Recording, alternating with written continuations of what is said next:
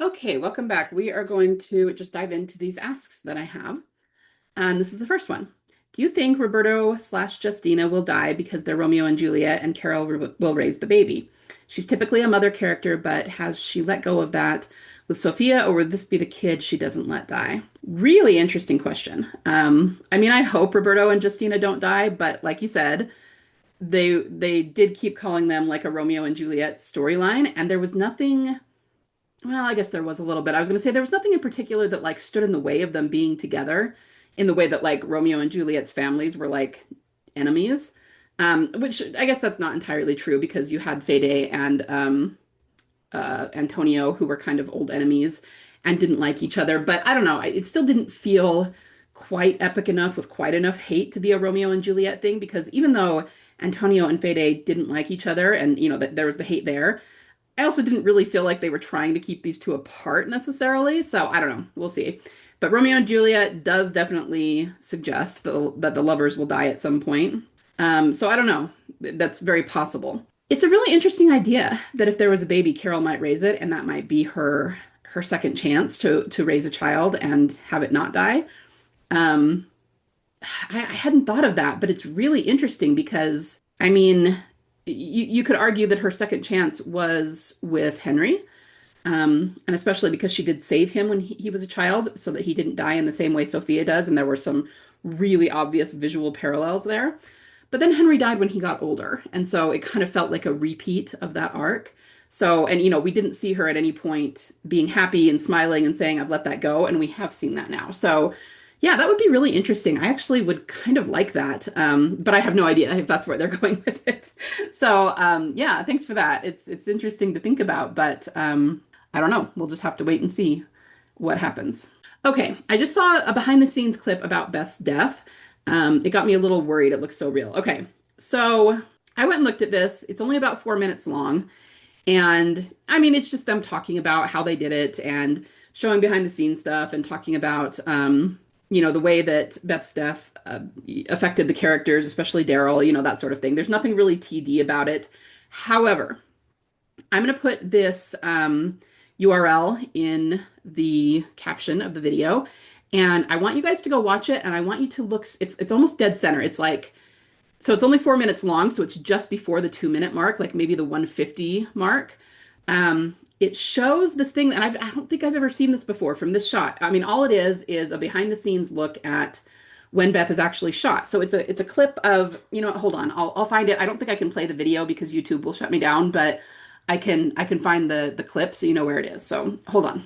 Okay, so this is the part I'm talking about. So it's just showing a behind the scenes of them actually filming this. Now, obviously, Beth doesn't actually get shot, and I'm pretty sure she's got her fist as though she's stabbing Dawn in the shoulder, but I don't think she's even actually holding anything in her fist, because obviously we're not going to actually stab the actress.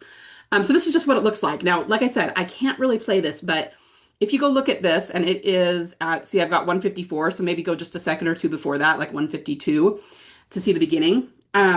What this shows is that this is Beth stabbing Dawn, and Dawn is in the act of pulling her gun out of its holster.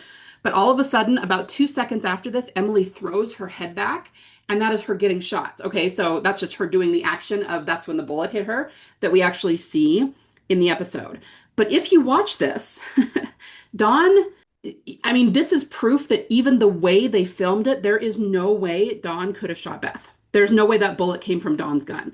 And we see this very clearly in this behind the scenes shot. Because even though I think her gun may have cleared her holster when Beth's head goes back, it's still pointed down. I mean, there's no way that bullet came from her gun.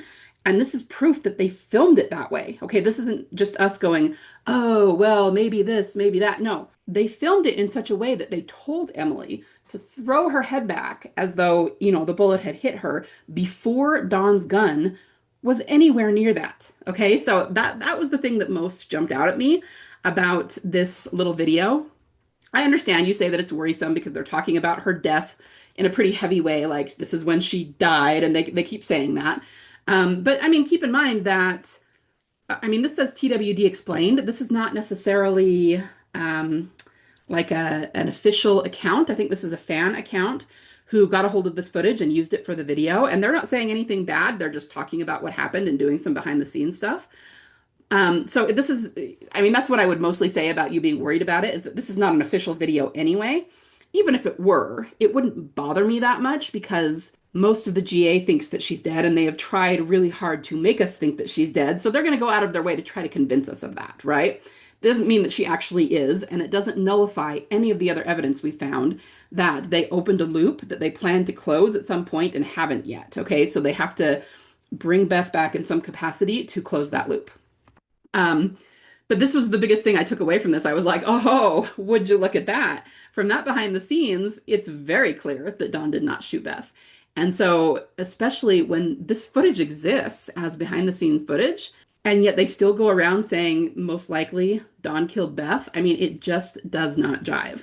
And clearly, they're hiding stuff. Okay, so anyway, that's just what I wanted to show you. I will put the URL in the caption below so you can go watch it yourself. It's about 150 or so in the video. Okay, so I hope that's helpful. I hope that makes you feel a little bit better. But that's just what I took away from it. Next one. Per your latest video, where they're hiring other musicians to film for the Maggie AU dream sequence. It's looking more and more like we're finally going to break the pattern of seeing Beth with guitars, but not actually playing the guitars on screen. Curious how that'll work out symbolically for TWD to branch out and use more of Emily's musical skills beyond her voice. Excuse me. Granted, we got some notable, very brief piano playing in Alone, in one of the most Bethyl scenes to ever Bethyl scene. But this feels like it might be something completely different. One might even say that it be good, LOL. P.S. Oh, and the hiring call also has dogs and dog walkers. Yes, people walking dogs down the street is 100% normal for the in real life cityscape vibes that they're going for in the stream AU. Excuse me, but I've followed TD too long to not wonder if they'll sneak in some dog/Sirius symbolism in there somehow. Yeah, 100%, 100%. So, yeah, a few things this brings to mind. I mean, we did see her playing the guitar a little bit in 509, but, you know, granted, that was, that too was kind of a hallucination. It wasn't literal.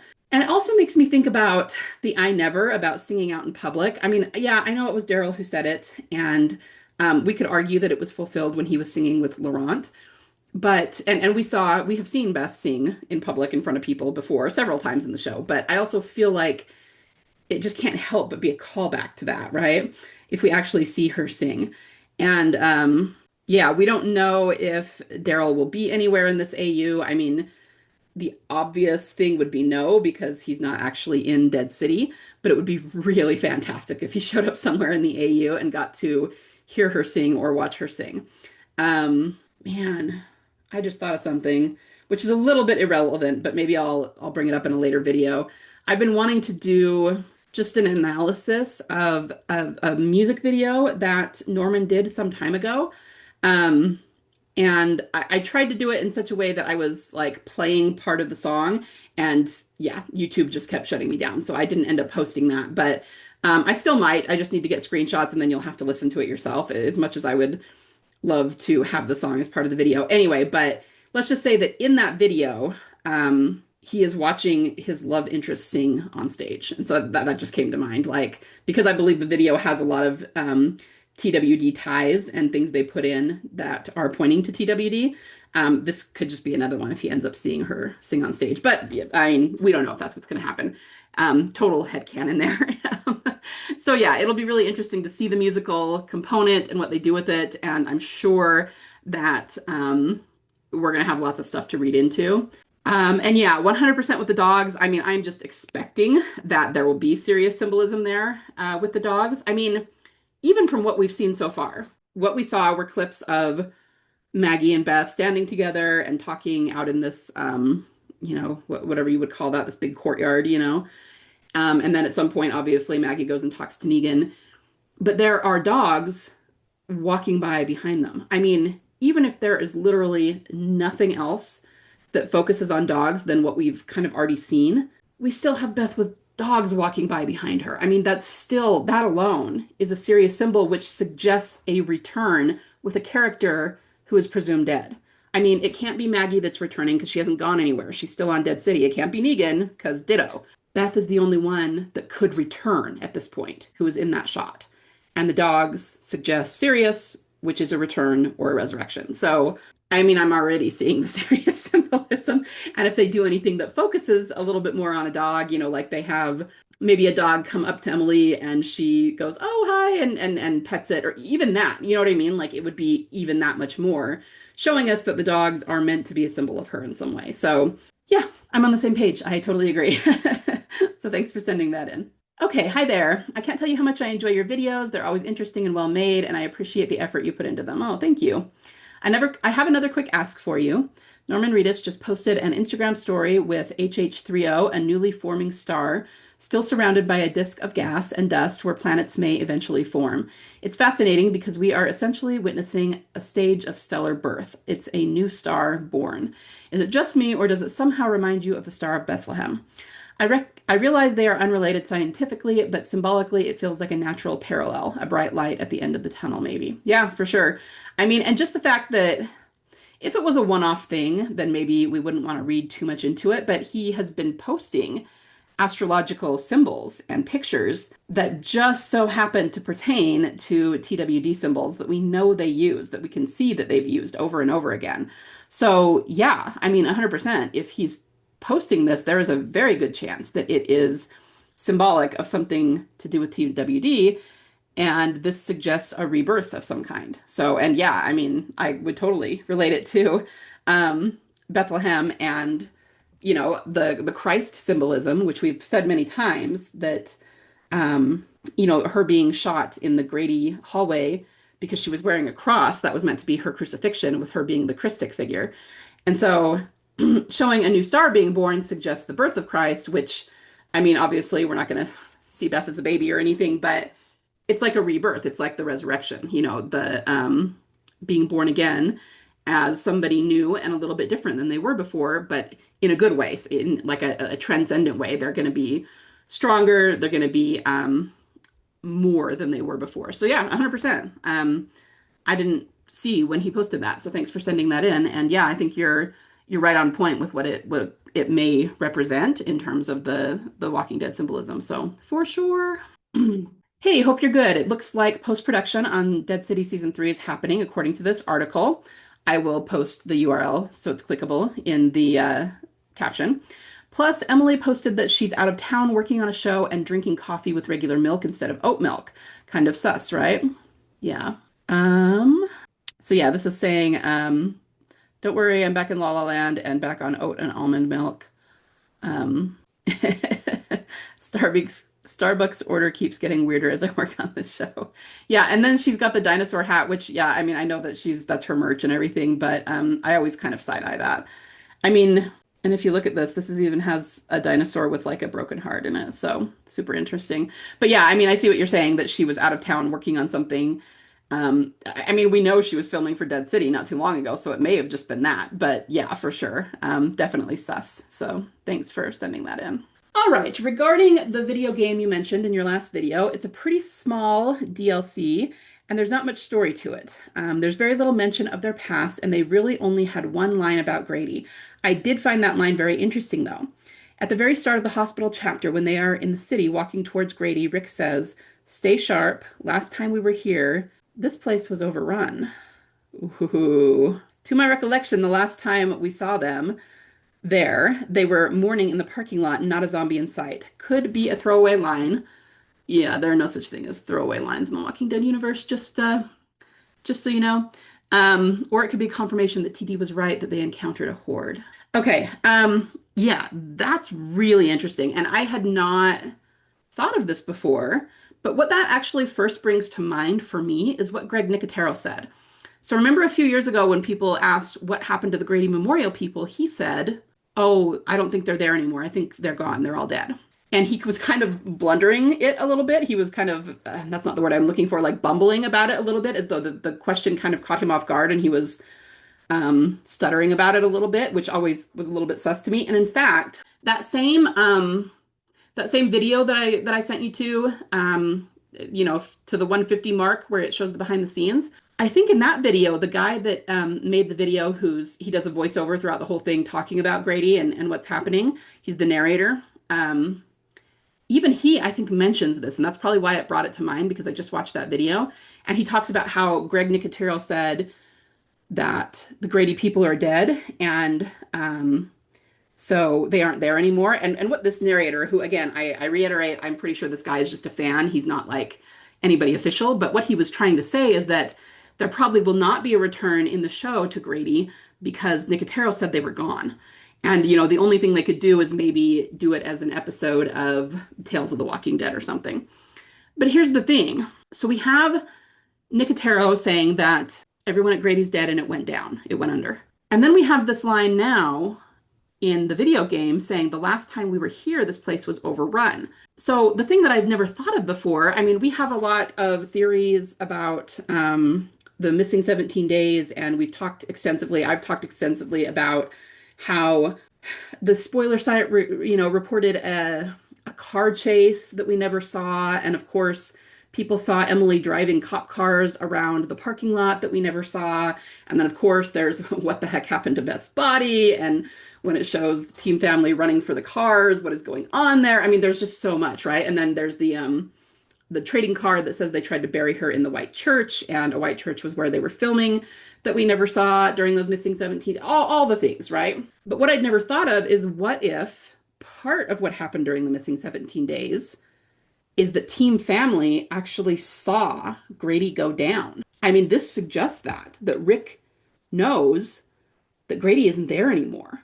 And one of the things that I know a lot of the fandom remarked on, even not just TD, but a lot of the fandom, was that Team Family left it standing, and that's not common. Like every other place they've been, they don't leave until it's been like completely knocked on its butt, right? Herschel's farm, the prison, any place like that. So maybe that was the case. Maybe something happened during the missing 17 days, and they really truly didn't leave Grady until it went down. And that could be anything. It could be, when Beth went missing, they were searching for her and they saw something, or maybe they went back to Grady for some reason. I mean, we have no idea. But that line really jumps out at me as significant. Like I said, there are no throwaway lines. Okay. So that really does suggest that at some point Rick was there and saw the place was overrun. And as far as we know, that would have had to have been in season 5. As far as we know, they've never returned. I suppose you could argue that maybe sometime when he was in the CRM or something, but we haven't seen that. And I don't think that I would count on that being the case, especially because he says we, the last time we were here, not the last time I was here. So yeah, thanks for that. That's really interesting. And I'll have to think about that more and what that might mean for the missing 17 days, because I feel like that's a hint every bit as much as the trading card is a hint about what happened. That's a hint about something we haven't seen. So yeah, super, super interesting. I kind of like that. I'm gonna have to think about that more. So thank you. And send in your theories, guys, about what you think that means. Is there any theories about Saint Ignatius? I recently rewatched Slabtown and noticed that this was the hospital on the ID badge of the dead doctor that Beth had found. He was a French saint. I found that interesting considering Daryl is in France now. Okay, this is another one like Patrick that I have not looked at in a long time, but yes, there are theories about Saint Ignatius. Not only because we saw it in Slabtown, but this is something that Abraham said several times. Like he would say, "Good gracious Ignatius."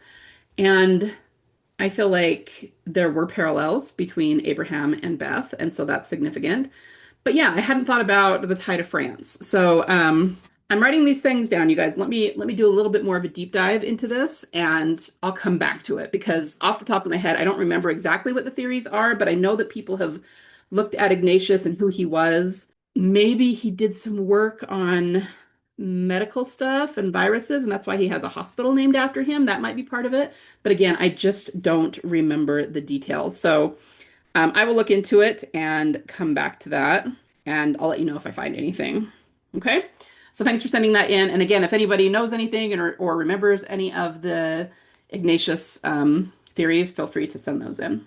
I'm sorry, but why do you think Beth is that important of a character for the show to do all the symbolism for all these years just to bring her back for a spinoff? Well, we've gotten this a lot over the years. Why do you think Beth is so important? I've had people accuse us of thinking that the Beth was the main character and it's all about her. But I don't think that's the case. I don't think it's so much about her being super important as it is about Gimple telling a story or starting a story and needing to finish it.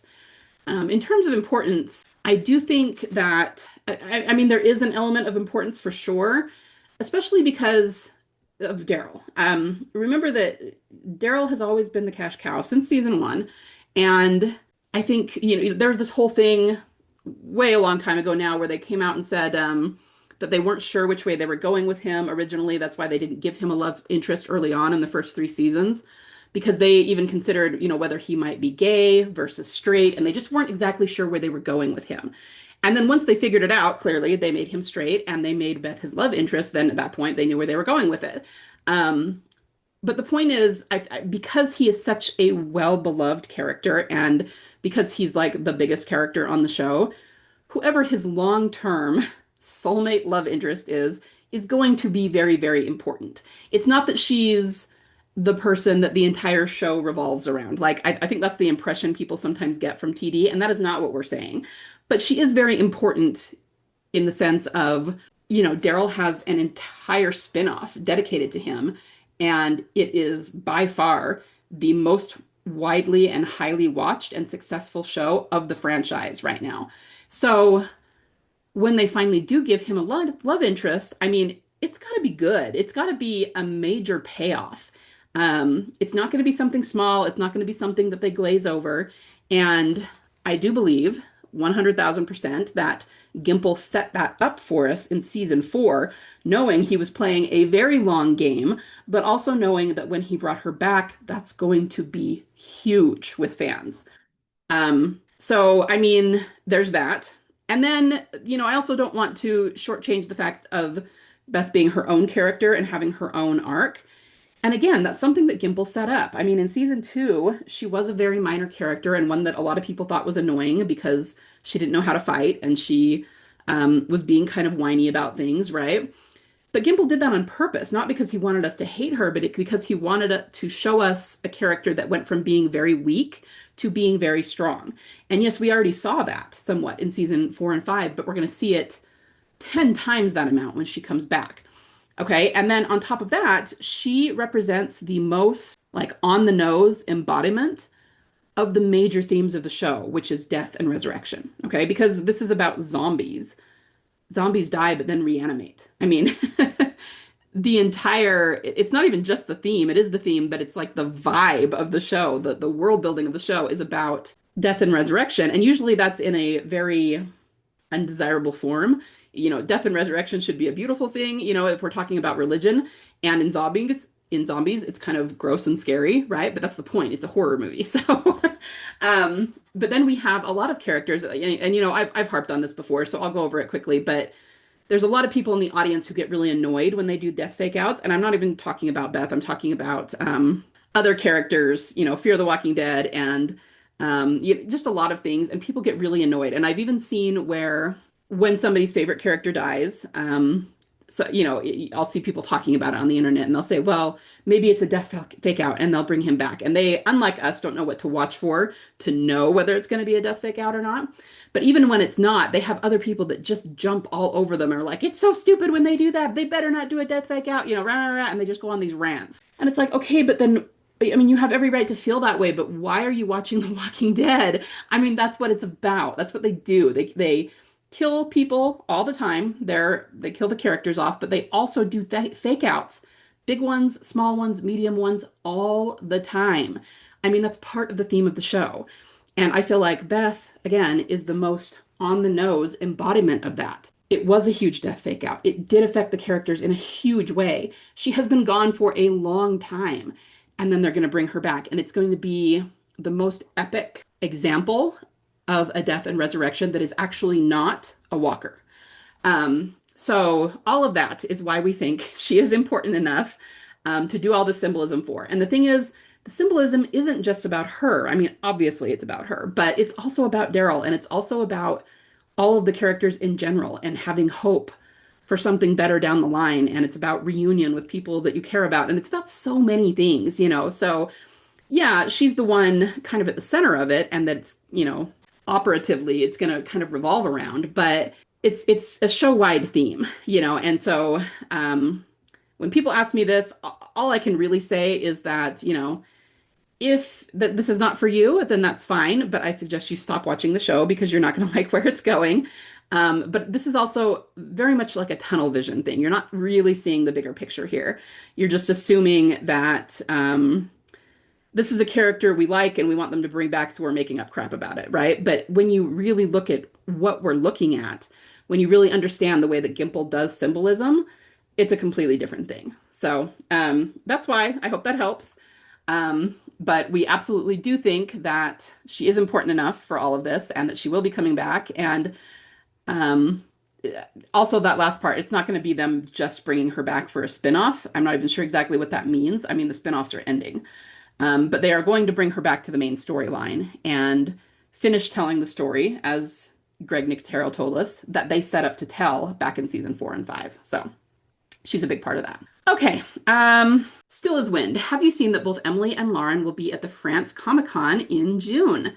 How very interesting, given that Dead City has a filming location in France. Lauren never does these, and the fact that it's in France. I'm thinking we are getting some filming, and the con is an excuse as to why they are there. 100%. Also, have you heard the rumors that Dwight was seen in Madrid in November and seen with the Daryl Dixon filming crew? No, I didn't hear that. How do you think Dwight could be a part of Beth's storyline? Okay, lots of good stuff here. I'll be curious as to whether Jeffrey Dean Morgan is going to be at this Comic-Con, only because if Lauren is going to be there, it suggests that Maggie might go to France, and I'm just wondering if Negan will go too or not. And he may not. Maybe it's just Maggie that's going to end up there. We don't know yet. So yeah, this is super interesting, and we have yet another example of Emily spending a lot of money to travel to Europe for a Comic-Con, which doesn't pay that much. And she's done this 3 or 4 times now. And so we can't help but wonder if maybe there's more to this than her just simply attending a con, especially because she hasn't really done this in years past. Just over the last year or year and a half, we've seen her do this like 3 times. And before that, for the all the way back to season 5, we really didn't see her doing this very often, if at all. I'm not sure if she did it at all, but if she did, it was very rare. And now we've got 3 or 4 of them really close together in Europe, which is far away, and that's an expensive trip, right? So very interesting.